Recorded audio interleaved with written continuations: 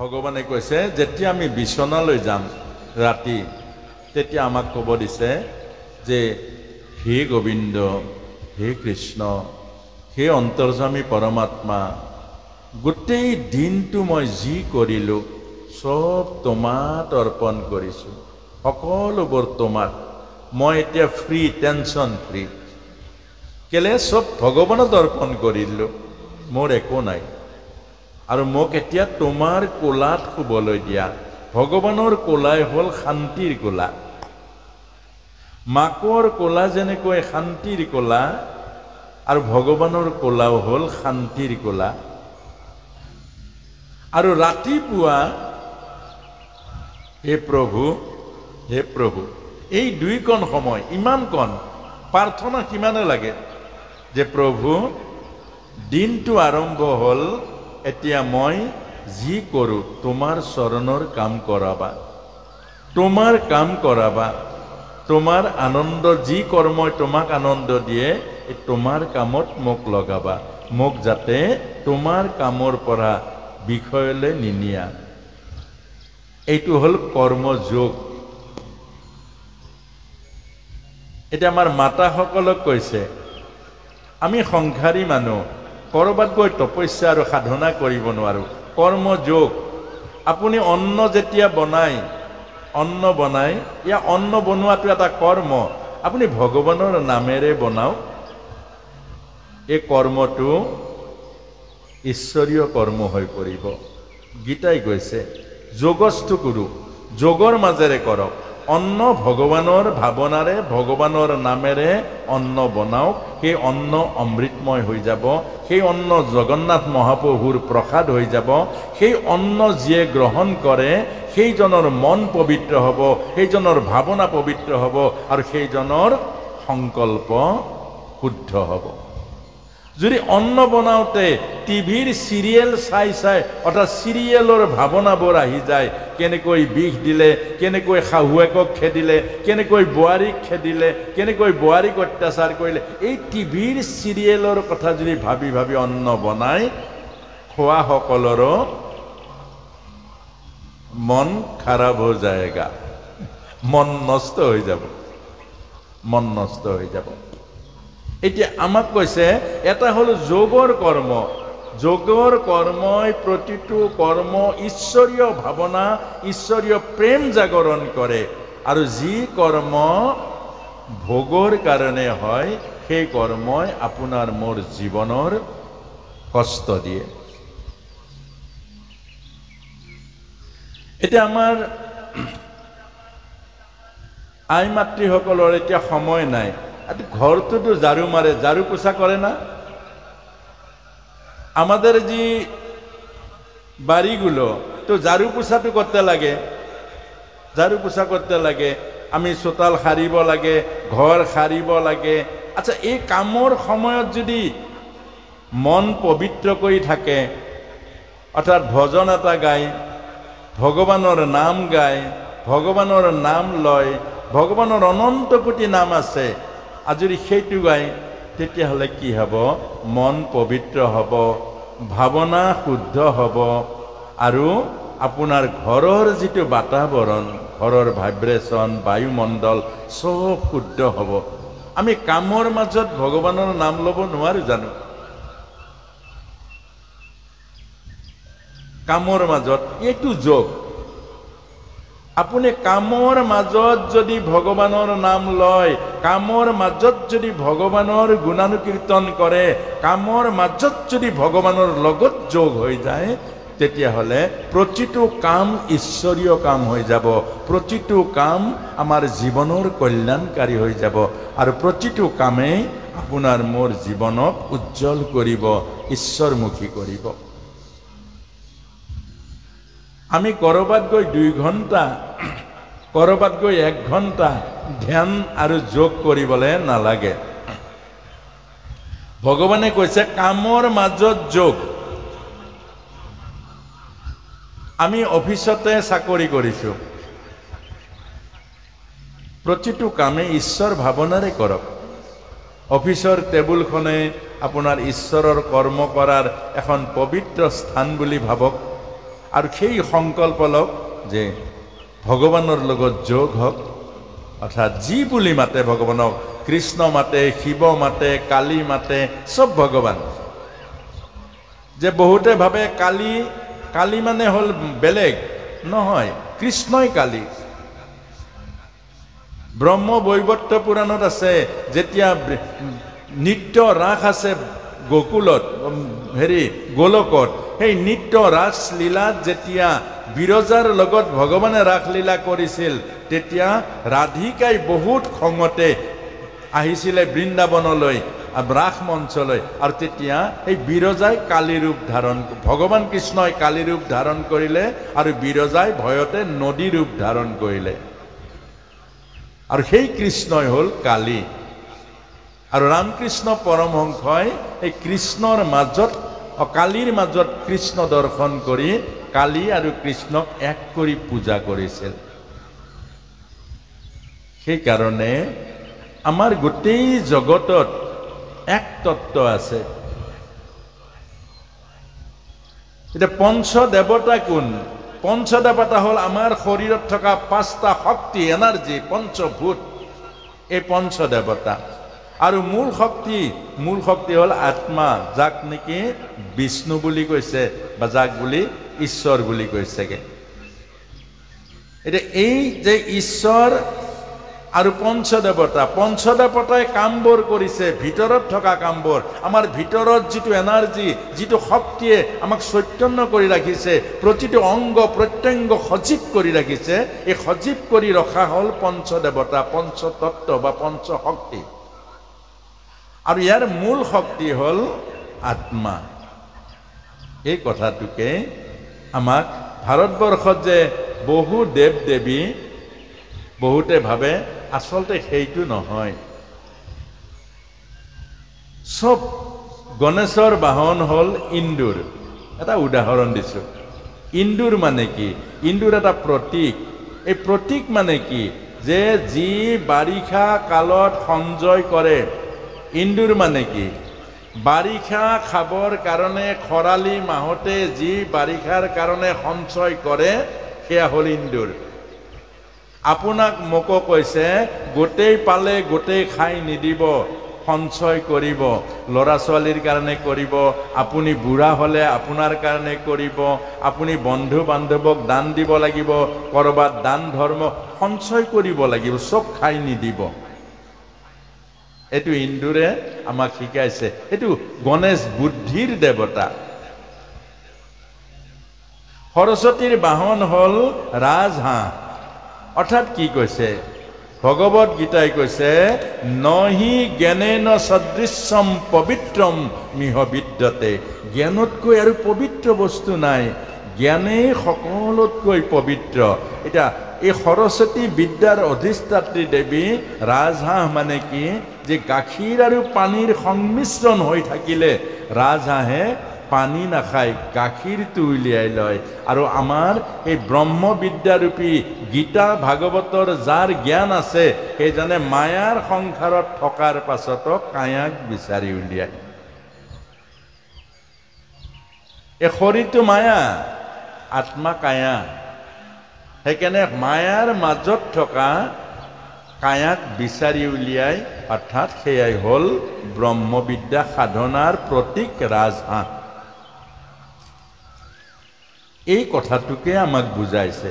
গতিকে আমাৰ এই সকলোবোৰ এটা এটা প্ৰতীক, এটা এটা এনাৰ্জি, মূল শক্তি হ'ল ভগৱান এক তত্ত্ব। কিন্তু আমি বিভিন্ন জ্ঞানৰ অভাৱত আমি চাৰিওফালে দৌৰি ফুৰোঁ, একলে নাযাওঁ। একলে এটা বস্তু লক্ষ্য এটাত স্থিৰ কৰিব লাগে। যদি কালী সাধনা কৰিছে, কালীৰ মাজেৰে কৃষ্ণক পাব। যদি শিৱ সাধনা কৰিছে, শিৱৰ মাজেৰে কৃষ্ণক পাব। যদি কোনোবাই কৃষ্ণ সাধনা কৰিছে, কৃষ্ণৰ মাজেৰে সকলো পাব, কালীকো পাব আৰু শিৱকো পাব। কেলে? এটা তত্ত্ব, খালি একক স্থিৰ কৰিব লাগে, লক্ষ্য এটা কৰিব লাগে। এটা কাহিনী কৈছোঁ। 3জন সন্ত মানে পৰিব্ৰাজক সাধু সন্ত। এজন হ'ল ইছলাম, ইছলামৰ যিটো চুফিবাদ আছে, এজন চুফি ইছলাম। এজন হ'ল খ্ৰীষ্টান, এজন হ'ল হিন্দু। এই তিনিজন, ये तीनी संतों ने घूम घूम के एक जगह में एक कथा हो गया, एक लॉग हो गया। एक पहाड़ का इलाका था, वहाँ पे सब तीन लॉग हो गया।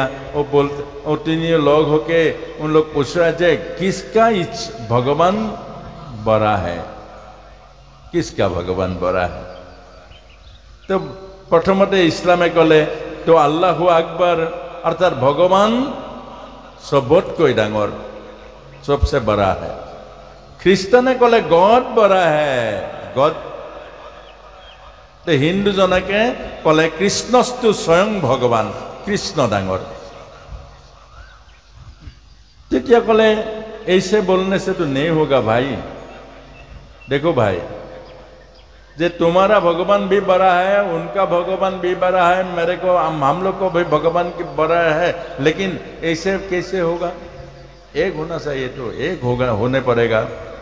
तो एक होने के लिए तो परीक्षा करेगा, परीक्षा होना होगा। जब परीक्षा की एक पहाड़ में सर के और कुछ जने से मालूम पड़ जाएगा। और पहाड़र परा जाप मारिले जी बासिब तार भगवान डाঙर और जी मरिब तार भगवान सरू। ये प्रमाण हो जाओ। जेतिया सकलो पहाड़र ऊपरत उठिले, प्रथम उठिले इस्लामजन और अल्लाहु अकबर बुली जाप मारि दिले, तलत आहि परिले, एको नहल। ख्रिस्टानजन उठिले, जाप मारि दिले, ओ गॉड सेव मी बुली तलत परिले, एको नहल। हिंदुजनक কৈছে हेरा जाप मारा। हिंदुजने भाविছে अरे इहतर तो एजन एजन ईश्वर, आमार को शिव और विष्णु एक तत्व, शिव और विष्णु अभेद आत्मा। যদি বিষ্ণুর অকলে নাম লওঁ, শিৱই ত্ৰিশূল পাত পাতি দিলে মাজতে ফুটি মৰিব লাগিব। লাগিল লেঠা, লাগিল। সমস্যা আহিলে যে শিৱৰ নামো ল'ব লাগিব, বিষ্ণুৰ নাম ল'ব লাগিব, মানে কৃষ্ণৰ নাম ল'ব লাগিব আৰু শিৱৰ নাম ল'ব লাগিব। কাৰণ কীৰ্তন পুথিত লিখিছে নাম অপৰাধত শিৱ বিষ্ণুক যদি ভেদ দেখে পাপ লাগিব। তেৰে ভাবিলে যে কৃষ্ণ বিষ্ণু বুলি জাপ মাৰিবলৈ ওলাইছে, আকৌ ৰৈ দিলে। ৰৈ ভাবিলে কি যে শিৱৰতো এগৰাকী আই আছে ভগৱতী, अगर भगवती का नाम नहीं लेगा तो भगवती माँ नाराज हो जाएगा।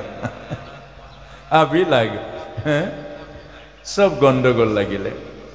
तेतिया की करिले कृष्ण विष्णु और भगवती तीनिटा जपतियाई जाप मारिले, तलत आहि मरि থাকিল। আমার কালীবাড়ির মেয়া আইছে নেকি? সব আছে না? কালীবাড়ির থেকে আছে না মায়া সব মাতা সকল? আচ্ছা, এতিয়া এই যে কৃষ্ণ বিষ্ণু আৰু ভগৱতী দুৰ্গা মেয়া নাম জপি জাপ মাৰিলে, মৰি থাকিলে, জীৱটো ভগৱানৰ ওচৰত গ'ল আৰু জীৱ ভগৱানৰ ওচৰত গৈ কলে যে প্ৰভু तुम्हारा बदनाम हो गया, तुम्हारा बदनाम हो गया संसार में। अल्लाह भी उसको बसा लिया, गॉड भी उसको बसा लिया, और हमको बसाने नहीं सका, तुम्हारा बदनाम हो गया। भगवाने सुधिছে যে তই কি কৰিছিলি বাৰু? বোলে মই ঠিকে কৰিছিলো, মই কৃষ্ণ বুলি কৈছো। তে ভগৱানে কৈছে ময়ো ঠিকে কৰিছো, চক্ৰ লৈ সিধা সিধা দৌৰ মাৰিছো তোৰ ওচৰলৈ। তাৰ পাছত কি কৰিলি? যে তাৰ পাছত শিৱ শিৱ বুলি কলো, এইটো বহু ভুল কৰিলি। মই ঘূৰি আহি ত্ৰিশূল ডম্বৰ সুদৰ্শন চক্ৰত হৈ ত্ৰিশূল আৰু ডম্বৰুলৈ দৌৰ মাৰিলোঁ। একেবাৰে ধৰো পাওঁ হৈছোঁ। তেতিয়া কি কৰিলি? তেতিয়া ভগৱতী বুলি ক'লো। সেইটো বহুত ডাঙৰ ভুল কৰি দিলি। মই ঘূৰি আহি শাৰী পিন্ধি পিন মাৰতে দেৰি হ'ল, তই মৰি থাকিলি।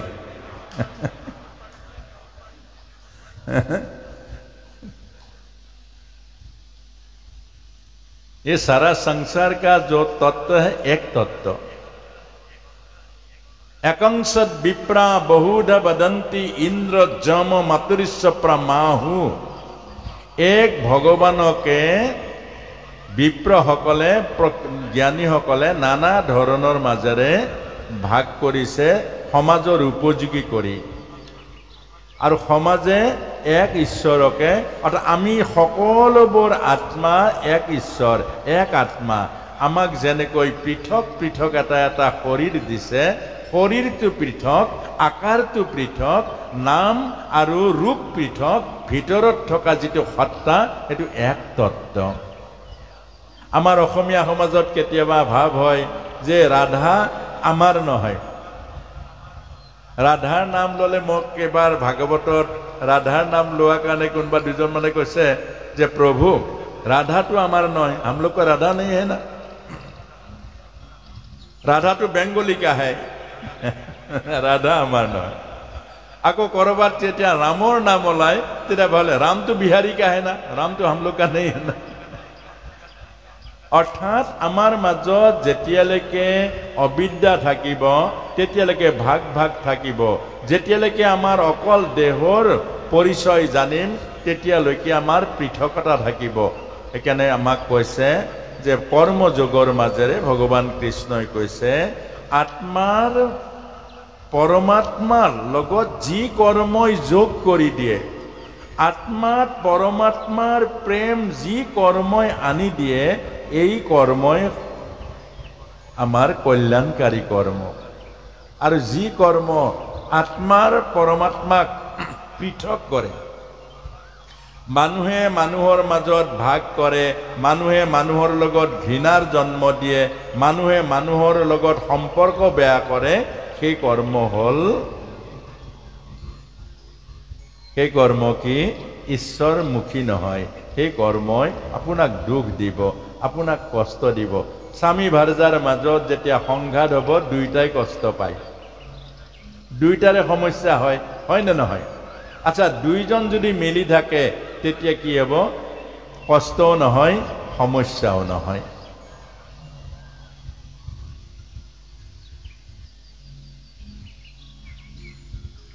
এবাৰ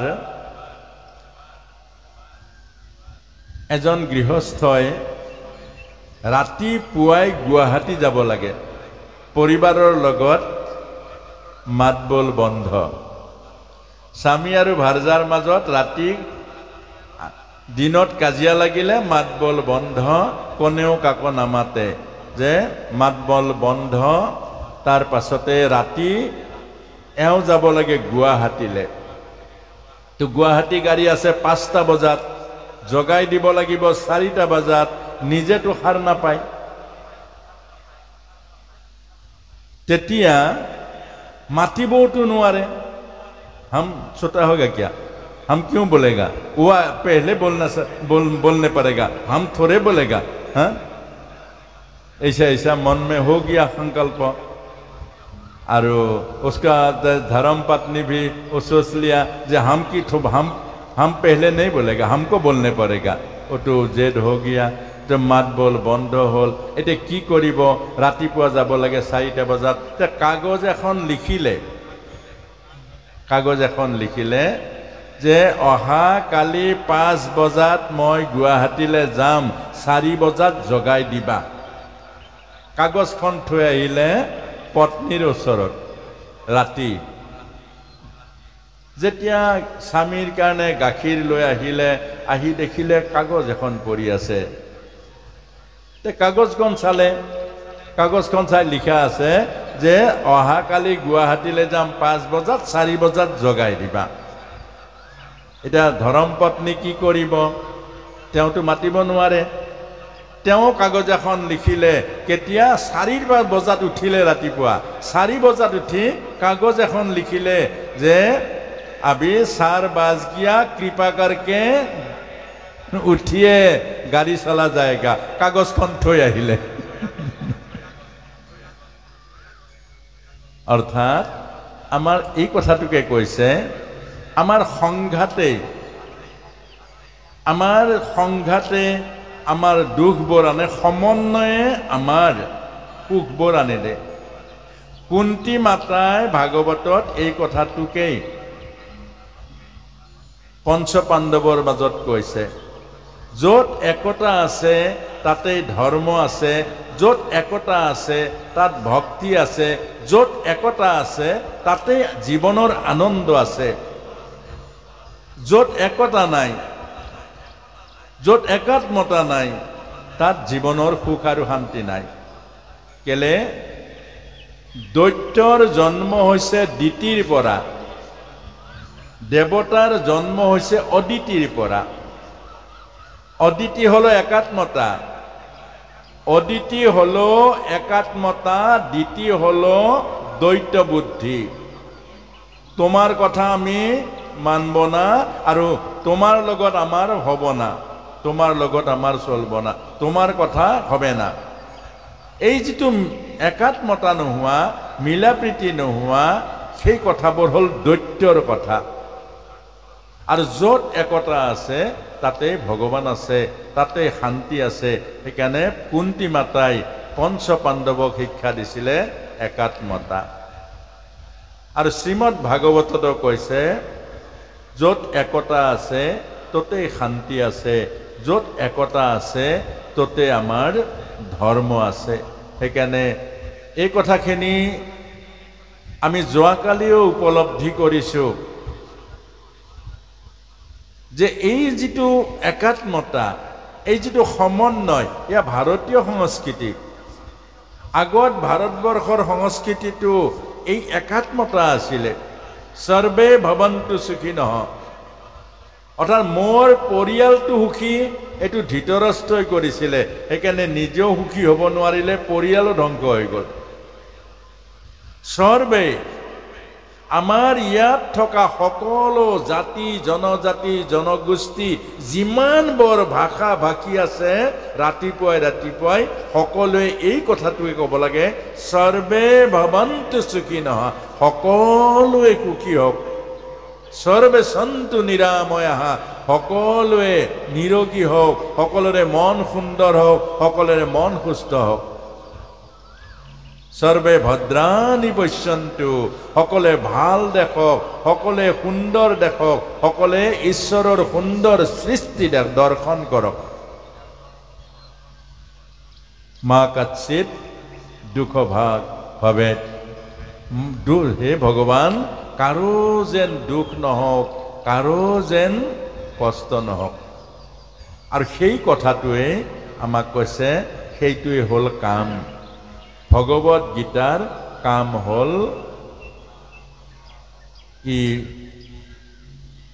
ব্যাপক চিন্তা, সকলোৰে মংগল চিন্তা, সকলোৰে কল্যাণ চিন্তা। অৰ্থাৎ প্ৰতিটো কৰ্ম ঈশ্বৰমুখী, প্ৰতিটো কৰ্ম জীৱৰ কল্যাণকাৰী, প্ৰতিটো কৰ্মই জগতৰ মংগল কৰা। এই কৰ্মকে ভগৱত গীতাই কৰ্মযোগত কৈছে, এই কৰ্মবোৰ কৰিব লাগে। আত্মকেন্দ্ৰিকতা, মোৰ ভাল হওক আনৰ বেয়া হওক, মোৰ কাৰণে সুখৰ হওক আনৰ কাৰণে দুখৰ হওক, এই কৰ্ম আমি কৰিব নালাগে। এইটোৱে হ'ল কৰ্মযোগৰ সংকল্প। এতিয়া আমি অকণমান নাম ল'ম, কীৰ্তন। শ্ৰৱণে মনৰ জড়তা দূৰ কৰে। এই কথা মানুহৰ কি কৰে, মনবোৰ মুকলি কৰে। আমাৰ মনৰ মাজত বহুত গাঁঠি আছে। ভগবান কৃষ্ণ কোনখানে জন্ম পেয়েছিল? কংসর কারাগারে। কংস হলো কুশাসনযুক্ত, মনেই হলো কংস। যার মন অহংকারে শাসন করছে, যার মন অভিমানে শাসন করছে, যার মন লোভ লালসায় আৱৰি আছে। এই যে মনৰ অধিকাৰী প্ৰতিজন মানুষ কংস, আৰু সেই কংসৰ কাৰাগাৰে কৃষ্ণ আছে, অৰ্থাৎ আত্মা আছে। কৃষ্ণ হলো আত্মা। আর সেই কারণে বসুদেব দৈবকী কষ্ট, অর্থাৎ জীবর কষ্ট, জীবর কষ্ট। যার মনে গাঁঠি আছে, যার মনে অপবিত্রতা আছে, যার মন অহংকার অভিমানে ভরা, জীবের কষ্ট হয়। সেইকাৰণে কৈছে জীবর কষ্ট দূর করার জন্য প্রথম মনকে পবিত্র করতে হয়। মনকে পবিত্র করলে, মনকে মুক্ত করলে, মনক বন্ধন মুক্ত যখন হবে, তখন জীবের সুখ আর শান্তি হবে। যদি মনৰ গাঁঠি থাকবে, মনৰ যদি গাঁঠি আছে, মনৰ মাঝে যদি অহংকাৰ আছে, মনৰ মাঝে যদি অস্পৃশ্যতা আছে, মনৰ মাঝে যদি উচ্চ নিচ আছে, মনৰ মাঝে যদি ভেদভাৱ থাকে, মনৰ মাঝে যদি জাতি অজাতি থাকে, মনৰ মাঝে যদি ঘৃণা থাকে, তেতিয়াহ'লে জীবের শান্তি হবে? জীবের শান্তি কোথায় হবে? জীবের শান্তি হবে না। তার জন্য আমাকে ভাগবত গীতা বলেছে যে প্রতিটো কর্ম অর্থাৎ সংকল্প শুদ্ধ হতে লাগে, আর প্রতিটো কর্মই ঈশ্বর কেন্দ্রিক হতে লাগে, প্রতিটো কর্মই ঈশ্বরময় ভাবনার হতে লাগে। তখন কি হবে? আমার মন মুক্ত হবে, মনে গাঁঠি থাকবে না, মনে অহংকারের গাঁঠি থাকবে না, মনে অভিমানের গাঁঠি থাকবে না, মনে লোভ ঘৃণার গাঁঠি থাকবে না। যখন মন মুক্ত হবে, গাঁঠি যখন মুক্ত হবে, বন্ধন যখন খুল খায় যাবে, তখন জীবের আনন্দ হবে, জীবে সুখ পাবে, আর সবাইকে ঈশ্বরময় দর্শন হয়ে যাবে। কৃষ্ণ বলি মহারাজে দান দিছিলে বামন ভগৱানক। বলি মহাৰাজে ভাগৱতত দান দিছিলে বামন ভগৱানক, আৰু পাছত বামন ভগৱানে নাগপাশেৰে বান্ধিছে। তিনি ত্ৰৈলোক্য দান দিছে, আৰু তাৰ পাছত বান্ধিছে। কেলে? তুমি জীবৰ দান দিছা, দান এটা ধৰ্ম, দান এটা কৰ্ম। তুমি অহংকাৰত দিছা, অভিমানত দান দিছা, বলিক বুজাইছে। অহংকাৰত দান দিয়া, অহংকাৰত কৰা কৰ্মই আপোনাক বান্ধিব, আপোনাক কষ্ট দিব। সেইকাৰণে ভগৱত গীতাই কৈছে স্বাৰ্থযুক্ত সেৱা, স্বাৰ্থযুক্ত কৰ্ম, স্বাৰ্থযুক্ত কাৰোবাক কৰা সহায়ে আপোনাৰ মোৰ জীৱনৰ দুখ দিব, আত্মাৰ সুখ নিদিয়ে। এইটো কৈছে যে ইন্দ্ৰিয়ৰ লগত যোগ, দেহৰ লগত যোগ, স্বাৰ্থৰ আগত ৰাখি আমি কেতিয়াও কোনো কৰ্ম কৰিব নালাগে। প্ৰতিটো কৰ্ম নিষ্কামভাৱে, প্ৰতিটো কৰ্ম ঈশ্বৰৰ সেৱা ভাৱনাৰে, প্ৰতিটো কৰ্মই ঈশ্বৰত অৰ্পণ কৰি আমি যদি কৰোঁ, সেই কৰ্মই আপোনাৰ মোৰ আত্মাত আনন্দ দিব, আত্মাত তৃপ্তি দিব, আত্মাক পৰমাত্মাৰ ওচৰলৈ লৈ যাব। কৌশলটো হ'ল আত্মাৰ লগত যোগ হৈ, আত্মভাৱনাৰ লগত এক হৈ, যোগ হৈ কৰ্ম কৰিব লাগে শ্ৰদ্ধা ভক্তি ভাৱনাৰে। এইটোৱে হ'ল কৰ্মযোগ। স্বাৰ্থক আগত ৰাখি কৰা প্ৰতিটো কৰ্মই নিষ্ফল হয়, স্বাৰ্থক আগত ৰাখি। আৰু স্বাৰ্থ এৰি কৰা প্ৰতিটো কৰ্মই ঈশ্বৰ অৰ্পণ হয়।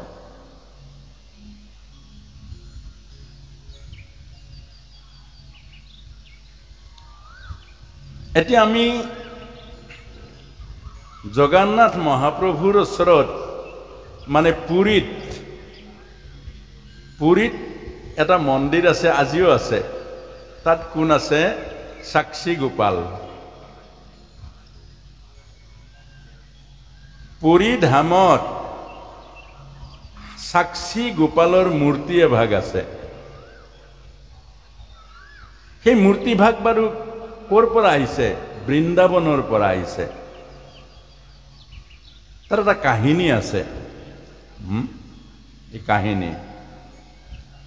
কাহিনীটো মানে এজন ব্ৰাহ্মণ, তেওঁ পুৰীত আছিলে। ব্ৰাহ্মণজন প্ৰায় বয়োবৃদ্ধ হৈ গ'ল। ব্ৰাহ্মণ বয়োবৃদ্ধ। ब्राह्मणजने एक भावे सदाय भावे, उसको मन में कुछ ऐसा भावना आ गया जे मैं तीर्थ में जाना चाहिए, मेरे को बयस हो गया, उम्र घट गया, अब तो कितना दिन हम रहेगा, तो हम तो तीर्थ में जाने के लिए वो तो बहुत दिल करता है, तीर्थ कैसे जाएगा। एक लड़का है उसका, वो लड़का बात नहीं सुनता है, बाप के उसको पिताजी के लिए तो श्रद्धा भक्ति नहीं है, उसको बोलने से भी तो जाएगा नहीं, अब मैं क्या करूं। तो ब्राह्मण ने देखा एक युवा ब्राह्मण उनका गांव में है, और युवा ब्राह्मण और नौजवान है, देखने भी ठीक है, उम्र भी जवान है। तो उन सोचा जे भाई तुम हमको तीर्थ करा के ले आओ, तुमको थोड़ा कुछ पैसा दे देगा और तुम्हारा ये तो चलने के लिए होगा, हमको भी काम होगा, हमारा काम हो जाएगा, तुम्हारा भी काम हो जाएगा, पैसा थोड़ा कुछ पैसा वैसा दे देगा। तो जवान ब्राह्मण ने भाभी ले जो उसको भावना में हो जाए, जो थोड़ा कुछ पैसा मिलने से हमारा भी काम में आएगा, ठीक है, हम तो आपको तीर्थ घुमा के लेके आएगा। तीर्थ लई गल, लई गई এই বৃন্দাবনৰ গোপালৰ মূৰ্তিৰ য'ত আছে গোপালৰ তাৰ সন্মুখত থিয় হ'ল। আৰু এই যে যুৱকজন বহুত সেৱা কৰিছে, সেই ব্ৰাহ্মণজনক, বয়োবৃদ্ধ ব্ৰাহ্মণজনক বহুত সেৱা কৰিছে। যে বহুত সেवा भावनारे ब्राह्मणजन भीतरे भीतरे बहुत तुष्ट होल। भाविले जे हमारा जो एक लड़का है हमको देखता नहीं है, हमको इतना तो सेवा कभी भी नहीं किया है। वो इतना सेवा भावना उसका अंदर में है, तो उसको मन में आ गया मेरे जो लड़की है उसको दे देगा, उसको शादी करा देगा, वो सुखी हो जाएगा। इतना सेवा भावना उसका अंदर में है, मेरे को जो कन्या है उसको देने से वो सुखी बन जाएगा। वो गोपाल के सामने बोला, जे सुनो बेटे, मैं आज गोपाल को साक्षी मान के बोल, आप तुम्हारा पास बोल दिया जे हमारा जो लड़की है ना तुमको शादी दे देगा, थोड़ा कुछ पैसा भी दे देगा, थोड़ा जमीन भी दे देगा, और तुम ऐसे मेरे लड़की का साथ शादी हो जाएगा, तुम्हारा सुखी हो जाएगा, तुम्हारा संसार अच्छा हो जाएगा। कले आरु लड़ाटो एक भबा नाई। तो आहिले, आही घर पाले, घर पोৱাৰ पाছত আৰু একো কথাটো উলিওৱা নাই। যে ঘৰ যেতিয়া পালে সেই কথাটো মানে একো তাৰ আগত কথাটো নোকোৱা হ'ল, পাহৰি গ'ল। তে ল'ৰাটোৱে ভাবিছে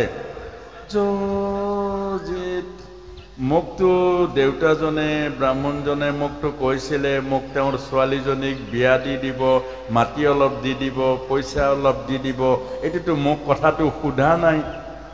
এদিন আহিলে আৰু আহি ক'লে আৰু যে আপুনিতো মোক কৈছিলে যে আপোনাৰ ছোৱালীজনী মোৰ লগত বিয়া পাতি দিব, মোক মাটি অকমান দিব, টকা পইচা অলপ দি দিব, মই ঘৰ এখন হ'ব, মোৰ এই কথাটো আপুনিতো কৈছিলে। তাৰ ল'ৰাটোৱে শুনিলে, এই ব্ৰাহ্মণজনৰ ল'ৰাটোৱে শুনিলে, শুনি বহুত খং উঠিলে, বহুত ক্ৰোধ আহিলে যে তোৰ নিচিনা ডাল দৰিদ্ৰ, ইমান গৰীব মানুহ, তোৰ কাম নাই বন নাই, মোৰ ভনীক বিয়া পাতি তাক খুব ধমকি দিলে, তাক থাপৰ মাৰিলে, গটিয়াই গটিয়াই উলিয়াই দিলে। তো ই ভাবিলে, আৰু এই দেউতাকে একো নামাতিলে, দেউতাকেই ক'ব লাগিছিলে যে ময়ে কৈছিলোঁ তেওঁক ছোৱালীজনী বিয়া দিম বুলি, মইতো কোৱা নাছিলোঁ, তেওঁহে কৈছিলে। তেওঁ কোৱাৰ পাছত তেওঁতো এতিয়া একো নক'লে। তাৰ পাছতে মই যে ল'ৰাটোৱে সুধিছিলে যে দেউতা আপুনিয়েতো কৈছিলে, আপুনিয়ে কৈছিলে।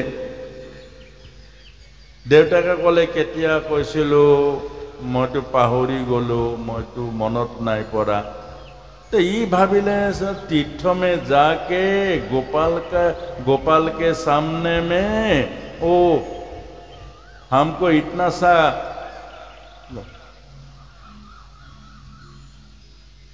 कथा दिया, हमको शादी करा के देने के लिए तुम अब हमको बोला था, अभी भूल गया। जेरा ये भाविले যে মই নোকোৱাকৈ মোক ইমান অপমান কৰিলে যে মই তোৰ ছোৱালী বিয়া পাতিহে এৰিম। এইটো ভাবিলে, সংকল্প আহিলে, জেদ আহিলে। তাৰ পাছতে এইজনে ক'লে যে আপুনি যে গোপালৰ আগত কৈছিলে, आपने बोला था ना गोपाल का सामने में, गोपाल का सामने में आप बोला था ना जे आपका लड़की हमको शादी देगा, हमारे घर बसा देगा, हमको पैसा देगा, हमको जमीन दे देगा, बोला था ना।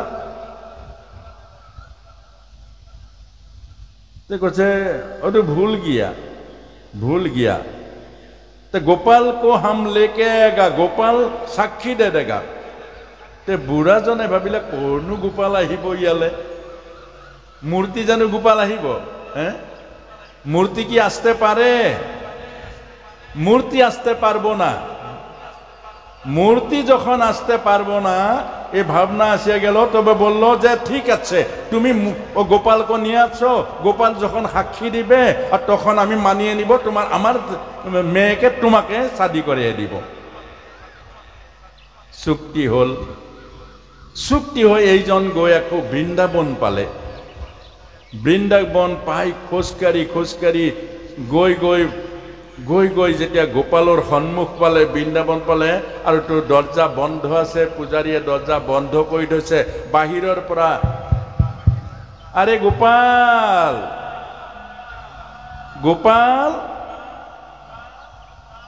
ভিতৰত থাকি কিছু আৱাজ নাই, আৰু ডাকছে, আরে গোপাল আমি আসছে, তুমি তোমার আগে সামনে বলছিল না যে আমাকে মেয়ে শাদি করে দিব, তোমাকে সাক্ষী করে বলতে হবে, তোমার আগে বলছিল না?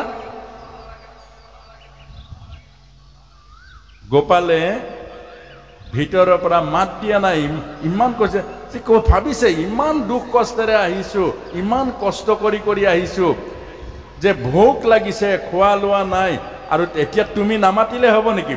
আকৌ খুব চিঞৰিছে গোপাল। ভিতৰৰ পৰা গোপালে মাত দিছে যে দেখো বৃন্দাবন থাকি পুরী বহুত দূর, আমরা যেতে পারবো না, আমরা তো মূর্তি কেমন করিয়া যাবে?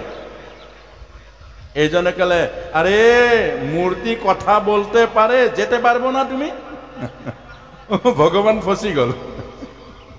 আরে তুমি ভিতৰৰ পৰা কথা কব পাৰিছা, আকৌ যাব কেলে নোৱাৰিবা? নহব। তোমাক সাক্ষী ৰাখি মোক ছোৱালী বিয়া দিম বুলি কৈ, মোক মাটি বাৰী দিম বুলি কৈ, মোক কিমান অপমান কৰিছে, কিমান থাপৰ মাৰিছে, কিমান কষ্ট দিছে, আৰু তুমি এতিয়া নাযাম বুলি ক'লে হ'ব নেকি? তুমি যাব লাগিব, তুমি নগলে মই নেৰিম। তো জেদ লাগি গ'ল, আৰু জেদ লগাৰ পাছতে শেষত কি কৰিব? গোপাল ওলাই আহিলে মন্দিৰৰ পৰা, এক সুন্দৰ ছোটাছা গোপাল আহিলে। তাৰ পাছতে ক'লে যে মইতো বৃন্দাবনৰ গোপাল, খেতে দিতে লাগিব। বৃন্দাবনৰ গোপাল বহুত খায়, ঘনে ঘনে ভোগ দিব লাগে, তো বহুত খাৱা দিব লাগিব। কৈছে দিম, আৰু মই বিয়াৰ কাৰণে পইচা অলপ যোগাৰ কৰিছিলোঁ, আৰু সেইকেইটা পইচাই মোৰ আছে। शादी के लिए मैं थोड़ा कुछ पैसा इकट्ठा किया ना, वो इतना पैसा है, तुम खिलाएगा, जाने के बाद 20 में तुमको खिलाएगा। तेरे गोपाल को ठीक है, तेरा कैसे दे, आगे आगे मैं जाम, पासे पासे गोपाल। তেতিয়া মোক কৈছে তুমি যে আহি আছা মই কেনেকে গম পাম, বাজত যদি গায়ব হৈ যোৱা? তে গোপালে কৈছে যে মোৰ ভৰিত নপুৰ আছে, हमारा शरण में तो नूपुर है ना, और नूपुर का जब साउंड सुनेगा, नूपुर का सुंदर शब्द सुन के तुम जाते रहो। तेरे भाविले कि ठीक আছে, নপুৰৰ শব্দ তো হেৰালে মই গম পাম কৰবাত যাব, গতিকে ঠিক আছে। গৈ গৈ গৈ গৈ পাই গ'ল, পুৰী পাই গ'ল। আৰু পুৰী যেতিয়া পাই গ'ল, তেতিয়া এইজনে গাঁৱত সোমাই চিঞৰিছে, আৰে গাঁওবাসীও, আয় আয় সবাই আয়, গোপাল আসছে সাক্ষী দেওয়ার জন্য বৃন্দাবন থাকিয়ে। গোপাল আসছে বৃন্দাবন থেকে সাক্ষী দেওয়ার জন্য। আর গোপাল আহি থিয় হল, তার পাছতে সব ডাঙৰ মিটিং আৰু সভা পাতিলে। তেতিয়া গোপালে সেই সাক্ষী দিছে, হয় মোৰ সন্মুখত কৈছে যে ইয়াক ছোৱালীজনী বিয়া পাতি দি ঘৰ দুৱাৰ পাতি দিব কৈছিলে। আৰু তাৰ পাছত আজিও সাক্ষী গোপাল আছে। এই মানুহ, এই মাতি অনাজন মানুহ আছিলে, ভিতৰত সত্য আছিলে, ভিতৰত সত্য আছিলে। আপোনাক মোকো কৈছে, আমাৰ বুকুৰ মাজত যদি সত্য থাকে, ইয়াতকৈ ডাঙৰ বল আৰু ক'তো নাই। আমাৰ বুকুৰ মাজত, আমাৰ মনৰ মাজত, আমাৰ ভাৱনাৰ মাজত যেতিয়ালৈকে সত্য থাকিব, তেতিয়ালৈকে ভগৱান আপোনাৰ ইশাৰাত চলিব। ভগৱান ভক্ত কা পিছে ঘুমতে হে, ভগৱানে ভকতৰ পাছত ঘূৰে। কেলে? গোপীয় হাত চাপৰি বজাই ভগৱানক নচুৱাইছে। সবৰী মাতা জুঠা ফল খুৱাইছে প্ৰভু ৰামক, জুঠা ফল। সেইকাৰণে আমাক কৈছে প্ৰতিটো কৰ্ম, আমাৰ জীৱনৰ প্ৰতিটো কৰ্ম আমাৰ ভগৱত কেন্দ্ৰিক হ'ব লাগে, ঈশ্বৰ কেন্দ্ৰিক হ'ব লাগে। हर काम ईश्वर केंद्रिक होने से प्रतिटू काम हम लोग का जीवन को कल्याण साधन करते हैं, जीवन और कल्याण साधन है। यदि आमी काम ईश्वरक बाद दी करूँ, ईश्वरक बाद दी आमी काम करूँ, तेरे प्रतिटू कर्मই आपनाक मोक बांधे, कष्ट दिए, दुख दिए। यह हल आमार कर्মৰ रहस्य।